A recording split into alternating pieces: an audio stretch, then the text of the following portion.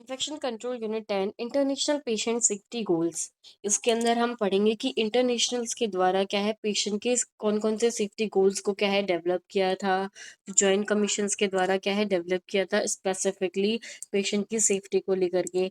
तो ये जो अगर हम पीवाईक्यूज की बात करें तो उसकी सेफ्टी के गोल्स पूछे थे 5 मार्क्स में। मतलब इस यूनिट में हम सिर्फ गोल्स के बारे में ही पढ़ेंगे। पहले तो हम शॉर्टली देखेंगे कौन कौन से गोल हैं, देन उनके बारे में ब्रीफली हम पढ़ेंगे। तो यही 5 मार्क्स में क्वेश्चन पूछा गया था, तो इम्पोर्टेंट है ये यूनिट और बहुत इजी भी है। तो गोल्स हम देखते हैं। पहला गोल्स क्या है, identify the patient correctly. Patient को सबसे पहले आइडेंटिफाई करना है कि पेशेंट सही है कि नहीं, मतलब जिस पेशेंट को हमको ट्रीटमेंट करना है वो पेशेंट सेम है कि नहीं, तो उसको आइडेंटिफाई करना है। मेक श्योर करना है कि right patient get a right treatment. Right patient को उसकी डिसीज के अकॉर्डिंग राइट ट्रीटमेंट प्रोवाइड करना, उसको मेक श्योर करना है। आइडेंटिफिकेशन के लिए हम दो आइडेंटिटीज का यूज करते हैं, नेम या फिर आईडी नंबर। ठीक है, बिफोर गिविंग द मेडिकेशंस। ये इसीलिए करते हैं क्योंकि अगर हम आइडेंटिफाई नहीं करेंगे पेशेंट को करेक्टली, तो जो हमको ट्रीटमेंट देना है किसी और का ट्रीटमेंट हम किसी दूसरे पेशेंट को दे देंगे, तो उसकी वजह से क्या है डिसएडवांटेज हो जाएगी, डिस एडवर्स इफेक्टेड शो हो जाएंगे। ठीक है, नेक्स्ट क्या है, improve the effective communication. Second गोल है कि हमको इफेक्टिव कम्युनिकेशन को इम्प्रूव करना है। मेक श्योर करना है कि कम्युनिकेशन क्लियर होनी चाहिए और एक्यूरेट होनी चाहिए, और specially for the verbal and telephone orders. मतलब ऐसी लैंग्वेज, ऐसी कम्युनिकेशन होनी चाहिए जो पेशेंट को क्लियरली समझ में आए कि व्हाट वाज द डिसीज जो हम उसके बारे में डिस्क्राइब करेंगे, तो वो उसको अच्छे से समझ में आए, ट्रीटमेंट समझ में आए। तो हमारी कम्युनिकेशन क्लियर एंड एक्यूरेट होनी चाहिए। देन थर्ड क्या है, improve the safety of high alert medications. जो हाई अलर्ट मेडिकेशंस है उनके ऊपर क्या है सेफ्टी होनी चाहिए, उसको इम्प्रूव करना चाहिए। जैसे कि एक्स्ट्रा केयरफुल होना चाहिए विद हाई रिस्क ड्रग्स, जैसे कि insulin, anticoagulants. Label them clearly and double check the doses. ठीक है, उनको लेबल कर दें हाई रिस्क ड्रग्स को, एंड देन उनकी डोजेस को चेक करके क्या है क्या मेडिकेशंस देने, क्योंकि अगर इनकी मात्रा एक्सेस हो गई तो क्या है इसके बहुत ज़्यादा ही एडवर्स इफेक्ट शो हो जाएगा और पेशेंट को डिफ़िकल्टी हो जाएगी ब्रीथिंग में, या फिर कोई भी डिसएडवांटेज क्रिएट हो जाएंगे उनके अंदर। नेक्स्ट क्या है, ensure the correct site, correct procedures and correct patient surgery. सबसे पहले आइडेंटिफाई करना है पेशेंट को, देन इफेक्टिव कम्युनिकेशन करनी है, देन हाई जो ड्रग्स है उनकी क्या है सेफ्टी करनी है। देन क्या है, अगर हम पेशेंट को कोई भी प्रोसीजर प्रोवाइड कर रहे हैं या सर्जरी कर रहे हैं तो पहले करेक्ट साइट को मार्क कर देना है, एंड देन करेक्ट पेशेंट की सर्जरी करनी है। ठीक है, prevent the surgical mistakes by using a time out to verify the patient process and the site of the before the surgery. Next क्या है, risk, reduce the risk of health care associated infection. जो hospital में acquired infection है उसके risk को reduce करना है। इसके लिए क्या करना पड़ेगा, हैंड हाइजीन को फॉलो करना है। रूल्स स्ट्रिक्टली 5 रूल्स, इसके 7 रूल्स थे एंड 5 मूवमेंट्स थे जो WHO ने क्या है डेवलप किए थे। And then maintain the sterile day practice, जिसकी वजह से क्या है इन्फेक्शन स्प्रेड नहीं होगा इन्वायरमेंट में और ना ही पेशेंट को होगा। देन क्या है, reduce the risk of the patient harm resulting from the fall. तो पेशेंट को गिरने से भी बचाना है, तो उसकी भी सेफ्टी करनी है। आइडेंटिफाई करना है पेशेंट को at the risk of falling and take the steps like using side rails का यूज करना है, नॉन स्लिप फुटवियर्स का, असिस्टेंस का, अगर उनको हेल्प की जरूरत है तो। ठीक है, देन पर्पस क्या है इन सेफ्टीज का, IPS पेशेंट सेफ्टी है जो इंटरनेशनल, तो उसमें पर्पस क्या है, हमको इंश्योर करना है safe, consistent and high quality care provide करनी है हर एक पेशेंट को हर जगह इन दी वर्ल्ड। तो इन रूल्स को, इन सेफ्टी प्रोसेस को क्या है फॉलो करते हुए हमको पेशेंट को क्या है सेफ्टी प्रोवाइड करनी है, केयर प्रोवाइड करनी है। अब हम डिटेल्स में हर एक सेफ्टी रूल्स को क्या है पढ़ेंगे। तो सबसे पहले हमारा कौन सा रूल था, आइडेंटिफाई करना है पेशेंट को करेक्टली। तो मेक श्योर करना है कि right patient receive right treatment and procedure. तो उसके लिए दो आइडेंटिफाइज का यूज करेंगे, उसका नेम और ID नंबर है, डेट ऑफ बर्थ। ठीक है, तो कब हमको चेक करना है, बिफोर गिविंग द मेडिकेशंस को देने से पहले, ब्लड ट्रांसफर करने से पहले, ब्लड टेस्ट करने से पहले, फिर कोई भी प्रोसीजर करने से पहले क्या है आइडेंटिफाई करना है पेशेंट की नेम को एंड देन आईडी नंबर को, जो कि हम चेक कर सके राइट पेशेंट है, उसको राइट ट्रीटमेंट प्रोवाइड करना है। और कभी भी क्या है, रूम नंबर और बेड लेवल नंबर यूज नहीं करना है एज अ आइडेंटिफायर। जिसकी वजह से क्या है, अगर कोई पेशेंट है, उसको बेड खाली नहीं मिल रहा है तो वो दूसरे के बेड पे लेट गया है, तो उसका मतलब ये नहीं है कि उसकी जो आइडेंटिफिकेशन है वो उस बेड नंबर से होगी। उसके नेम से और उसके आईडी नंबर से ही हमको आइडेंटिफाई करना है कि कौन सा पेशेंट है, उसको कौन सा ट्रीटमेंट प्रोवाइड करना है। देन क्या है, एक्टिव पेशेंट आइडेंटिफिकेशन। पेशेंट से फिर देन आस्क करना है कि आपका नाम क्या है, आपकी डेट ऑफ बर्थ क्या है, एंड देन उसको क्या है, मैच करना है आईडी, बेड से और रिकॉर्ड से। ठीक है। देन क्या, इफ द पेशेंट अगर अनकॉन्शियस है, पेशेंट वो बोल नहीं सकता, तो child confirm with the family, या फिर कोई चिल्ड्रन है, तो हमको क्या है, उसकी फैमिली या केयर गिवर से क्या है, कंफर्म करना है कि उनका नाम क्या है, उनकी डेट ऑफ बर्थ क्या है। Verify the identify before the sample collection procedure and medications. हाँ, चाहे मेडिकेशंस देनी हो, चाहे प्रोसीजर करना हो, या फिर हमको कोई भी सैंपल कलेक्शन करना हो, तो क्या है, उससे पहले ही हमको आइडेंटिफाई करना है कि पेशेंट का नाम क्या है, और उसको आईडी बैंड से क्या है, मैच करना है। देन क्या, discharge patient effectively to ensure the safe and clear handover with the patient whose home. तो स्टेप्स क्या हैं डिस्चार्ज के, 5D स्टेप्स होते हैं, diagnosis, drugs, diet, doctors follow up and documentation. Diagnosis मतलब जो पेशेंट जो डिसीज लेके आया, आफ्टर द आइडेंटिफिकेशन, तो उसका डायग्नोसिस करना है पेशेंट की कंडीशन को, देन उसको एक्सप्लेन करना है। आफ्टर दैट मेडिकेशंस को एक्सप्लेन करना है क्लियरली। डाइट बतानी है कि आपको क्या चीज़ अवॉइड करनी है, क्या चीज़ खानी है। और डॉक्टर्स को फ़ॉलो अप करना है कि मतलब आपकी नेक्स्ट विज़िट इस डेट को होगी। इस डेट को इस डॉक्टर्स को आपको कंसर्न करना है।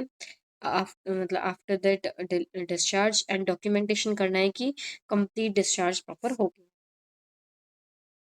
तो नेक्स्ट क्या है, accommodation of language and literacy needs. इसमें हम क्या है, सेकंड हमारा जो था, नेक्स्ट सेकंड क्या है, हमको लैंग्वेज एंड लिटरेसी नीड्स की क्या है, एक्कोमोडेशन करनी है। तो हमको simple language, clear and language, simple clear language use करनी है, जो कि पेशेंट क्या अंडरस्टैंड कर सकें। Provide a instruction for the local language, local language में क्या है, इंस्ट्रक्शन प्रोवाइड करना है जिसकी वजह से पेशेंट क्या है, इजीली समझ सके। और ठीक है, एंड देन क्या है, विजुअल एड्स का यूज़ करना है, अगर पेशेंट क्या है, हियरिंग लॉस है, तो क्या है, विजुअल मतलब हियरिंग एड्स का यूज़ करना है। अगर पेशेंट को दिखता नहीं है तो विजुअल एड्स का यूज़ कर सकते हैं। तो check the patient and the family has understood और नॉट, तो आस्क द रिपीटेड क्वेश्चंस। मतलब after the consultant of the doctors, patient क्या है, कंसल्ट करने के बाद, डिस्चार्ज लेने के बाद क्या है, कुछ एडवाइस देगा। Then after the advice provide by the doctor to the patient and their family, तो फिर वो क्या है, अंडरस्टूड करने के लिए कि हाँ उनको समझ में आ गया है, तो क्रॉस क्वेश्चनिंग करेगा कि आपको समझ में आ गया है कि आपको क्या क्या खाना है। तो इस चीज़ को क्या है, फॉलो करना है, जिसकी वजह से पेशेंट की पता चले कि उसको सब समझ में आ रहा है कि नहीं, आपकी लैंग्वेज उसको समझ में आ रही है कि नहीं, कोई बैरियर तो नहीं आ रहा है बीच में। देन ओवरकम करना है, कोई भी कल्चरल बैरियर आ रहा है, जैसे कि हर एक बिलीव्स की, रिलीजियस की और कल्चर प्रैक्टिसेस की क्या है, बिलीव करना है। देन क्या है, अवॉइड करना है कोई भी judgement and gender sensitive care and respect. हर एक चीज़ की रेस्पेक्ट करनी है, ओवरकम करना है अपने कल्चर बैरियर को, उसको साइड में रखते हुए पेशेंट को अच्छे से समझाना है, उसके आइडेंटिफाई करना है, लैंग्वेज अपनी क्लियर एंड कंसाइज रखनी है। देन क्या है, मीटिंग एज रिलेटेड नीड्स, जो भी उनको ज़रूरत है उनको बारे में बताना है। जैसे अगर चिल्ड्रन है तो टॉयज़ वगैरह अपने पास रखें, जिसकी वजह से वो पेशेंट है वो मतलब अट्रैक्ट हो और आपसे कम्युनिकेट करे और आपका कहना माने और आप उसको अच्छे से ट्रीटमेंट प्रोवाइड कर सकें। एल्डरली है तो क्या है, बहुत धीरे-धीरे बोले, जिसकी वजह से क्लियरली उनको आराम से सुने। अगर उनको दिख नहीं रहा तो ग्लासेस प्रोवाइड करें। तो ये सब इसके अंदर आता है। देन नेक्स्ट हम सेकंड गोल पे जाते हैं, वो क्या है, improve the effective communication. Effective communication मतलब हमको ऐसी कम्युनिकेशन, ऐसी लैंग्वेज का यूज़ करना है जो कि पेशेंट को इजीली अंडरस्टैंड हो, उसकी फैमिली को समझ में आए कि what was the problem and what is the treatment, what's going on, what is the procedure I have to done. तो ये सब कुछ क्या है, उनको क्लियरली समझ में आए। तो इफेक्टिव कम्युनिकेशन कैसे होती है, जो बिल्कुल क्लियर, एक्यूरेट, कंप्लीट और timely exchange of information with the health care staffs ऐसे होनी चाहिए। And there is no misunderstanding and error happen the patient care. Patient की केयर में कोई भी किसी भी प्रकार का क्या है एरर नहीं आना चाहिए और ना ही मिसअंडरस्टैंडिंग होनी चाहिए। तो उसके लिए गोल क्या-क्या है? To ensure the patient right information to communicate the right time leading to the safe and the quality patient care. तो फर्स्ट क्या है? स्टैंडर्ड कम्युनिकेशन टूल्स का क्या है? यूज़ करना है। स्टैंडर्ड कम्युनिकेशन टूल्स क्या है? आईस्पार, जिसका फुल फॉर्म है introduction, situation, background, assessment and recommendation. ठीक है? हमको इन चीज़ों को फॉलो करते हुए क्या है? अपनी कम्युनिकेशन को इफेक्टिव बनाना है एंड पेशेंट को क्या है सब कुछ अच्छे से समझाना है। देन क्या है? Communication clearly. सेकंड पॉइंट क्या आता है? कम्युनिकेशन को क्या है? क्लियरली रखना है, स्लोली स्पीक करना है, क्लियरली स्पीक करना है। देन सिंपल लैंग्वेज का यूज करना है, कोई भी जर्गन लैंग्वेज का यूज नहीं करना है। जर्गन मतलब कोई भी मेडिकल टर्म यूज नहीं करनी है। जैसे कि एक पेशेंट को क्या है इर्रेगुलर वॉमिटिंग हो रही है, तो हम उसको ये नहीं बोलेंगे कि और इर्रेगुलर वॉमिटिंग हो रही है और नोज से ब्लीडिंग हो रही है।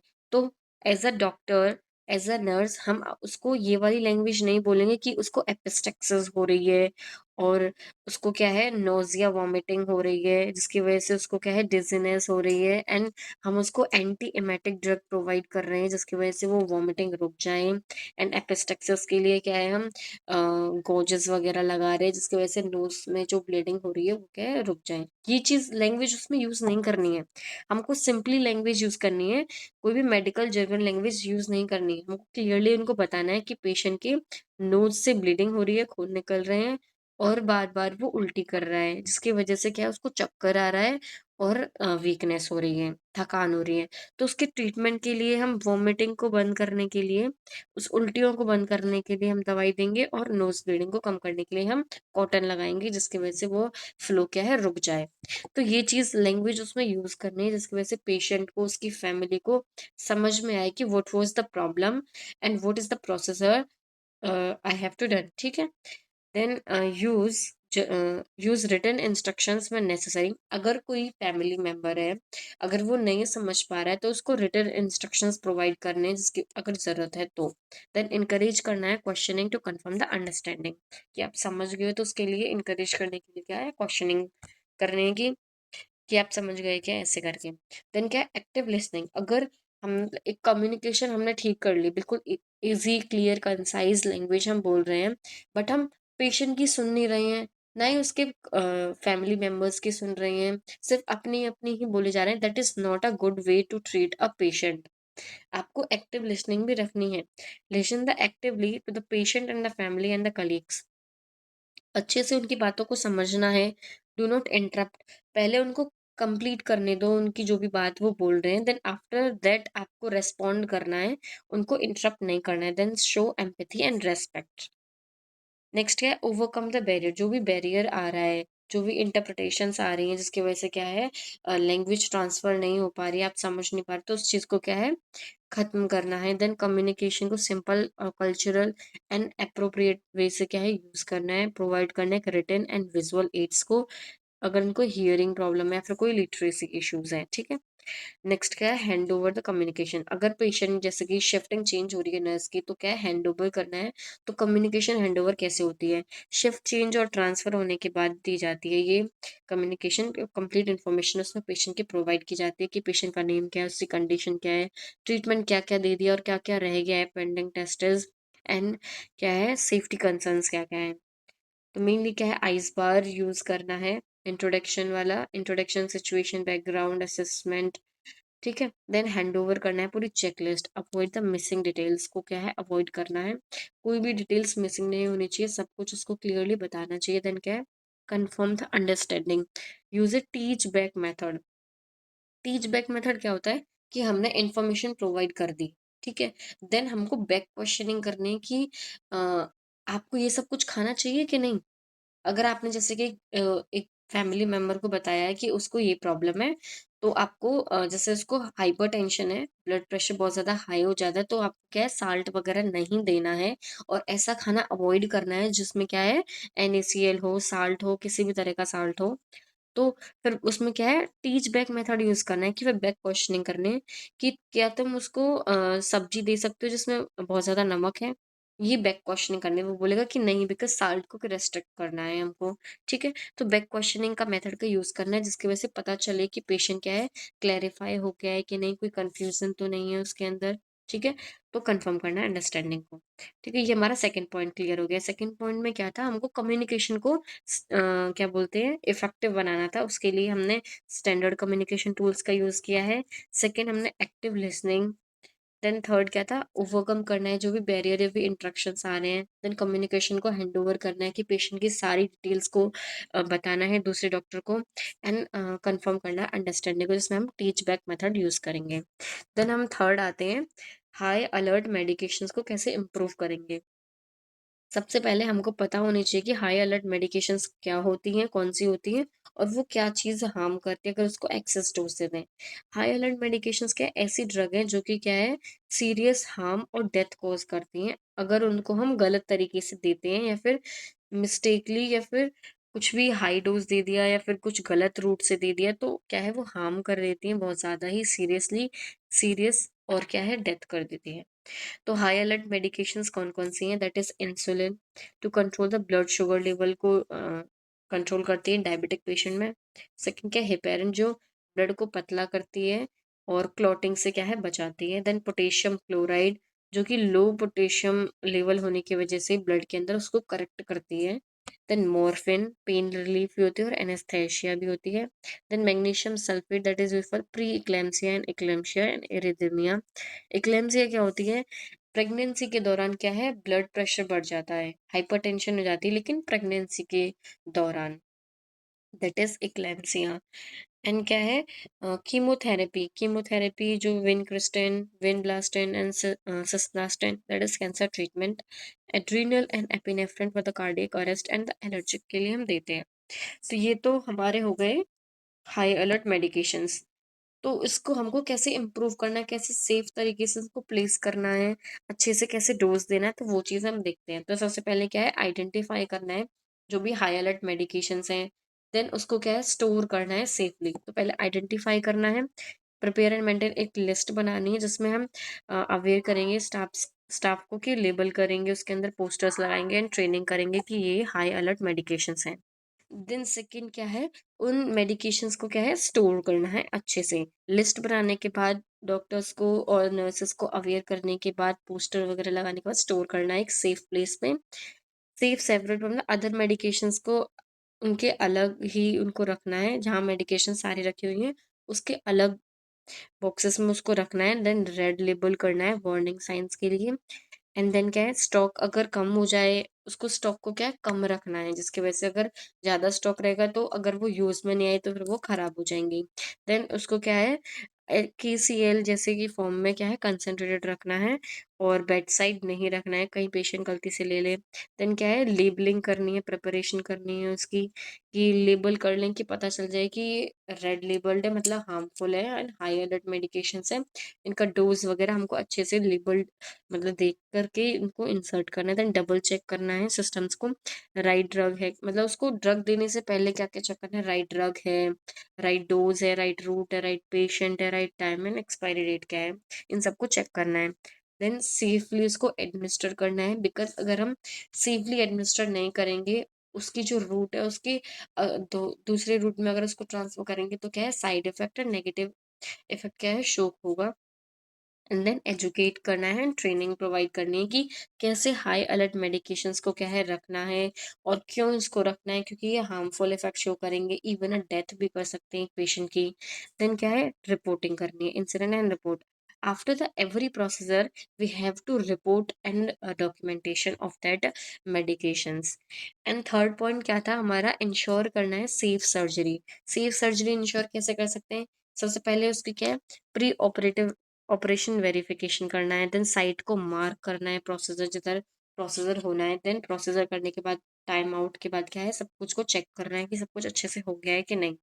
मैं ओवरव्यू दिखा रही हूँ, नॉर्मली समझा रही हूँ कि क्लाइंट नहीं समझा रही, तो बिकॉज टाइम बहुत कम है और वैसे भी बहुत इजी टॉपिक है ये, आप मेरी नोट से बिल्कुल अच्छे से समझ जाओगे, बहुत इजी लैंग्वेज मैंने लिख रखी है।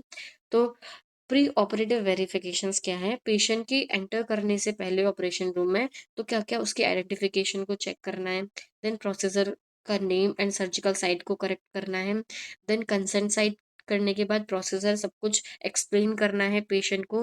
देन उसकी हिस्ट्री देखनी है, कोई एलर्जीज तो नहीं है मेडिकेशन से, एंड सर्जिकल इंस्ट्रूमेंट वगैरह को क्लीन करके रखना है प्रॉपरली।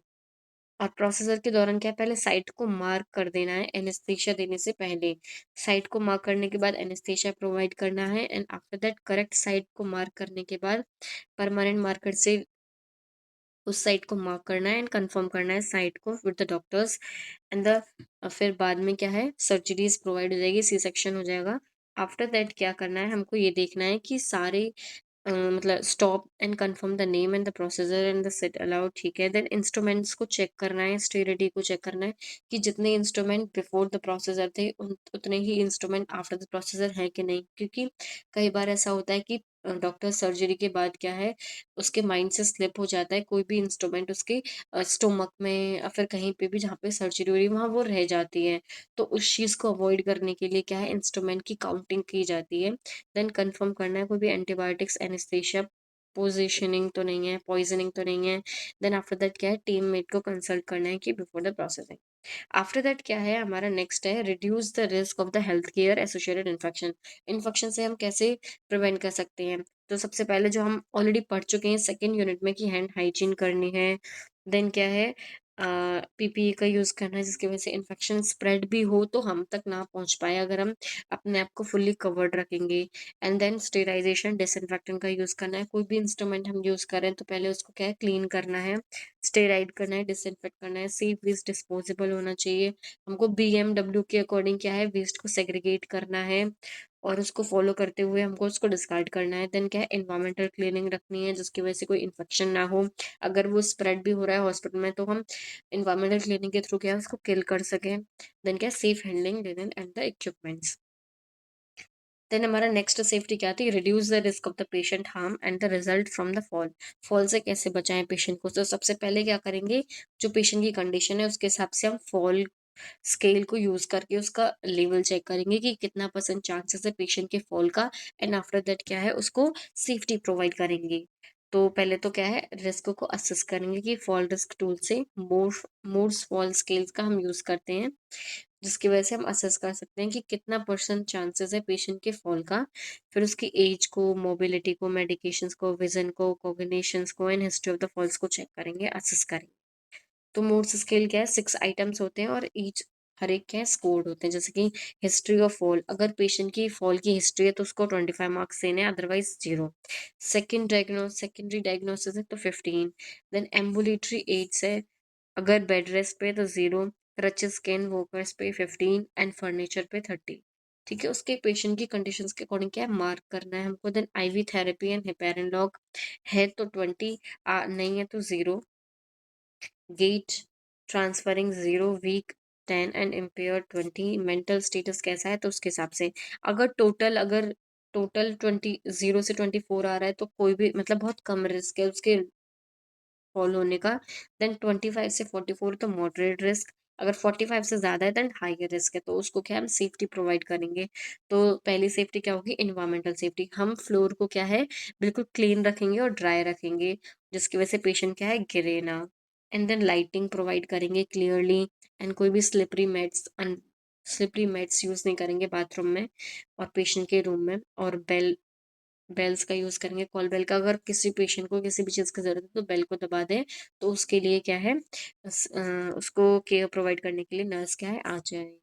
देन क्या है, पेशेंट केयर इंटरवेंशंस, एम्बुलेशंस एम्बुलेशंस को क्या है असेस करना है, मोबिलिटी एड्स को करेक्ट करना है, देन बेड एंड चेयर उनको प्रोवाइड करना है अगर हाई रिस्क पेशेंट है तो, एंड प्रॉपर फुटवेयर्स को प्रोवाइड करना। देन मेडिकेशंस को रिव्यू करना है कि अगर ऐसी ड्रग दे रहे हैं जिसकी वजह से फॉल के रिस्क बढ़ रहे हैं तो उसको सेडेशंस को क्या है थोड़ा कम कर देना, एडजस्ट करना है मेडिकेशन को अगर पॉसिबल है तो।